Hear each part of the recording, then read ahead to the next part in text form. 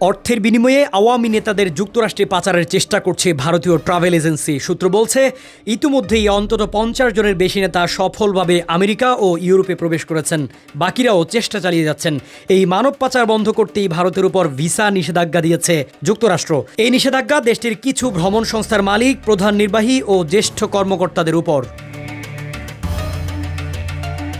বিগত সরকারের পতনের পর ভারতে আশ্রয় নিয়েছে প্রায় 1,43,000-এর বেশি আওয়ামী লীগ নেতাকর্মী। রাজনৈতিক চাপে তাদের বিরুদ্ধে এখন কঠোর অবস্থানে গেছে ভারত সরকার। শুরু হয়েছে পুশব্যাক। আতঙ্কগ্রস্ত হয়ে পালিয়ে বেড়াচ্ছেন বহু নেতাকর্মী। আশ্রয়ের খোঁজে পশ্চিমা দেশে পাড়ি জমাতে তারা শরণাপন্ন হচ্ছে ভারতীয় বিভিন্ন ট্রাভেল এজেন্সির।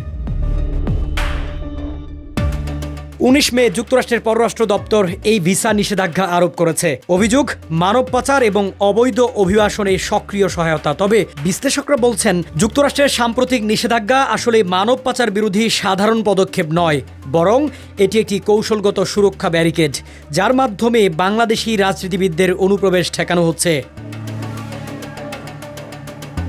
বাংলাদেশের রাজনৈতিক অস্থিরতা, সীমান্তে চীন পাকিস্তানের সঙ্গে উত্তেজনা আর এখন যুক্তরাষ্ট্রের নিষেধাজ্ঞা, সব মিলিয়ে ভারতের কূটনৈতিক সম্পর্ক পড়েছে বড়সড় চাপে। আশ্রয় দেওয়া নেতাদের কারণে ভারতের ভাবমূর্তিও প্রশ্নের মুখে পড়েছে।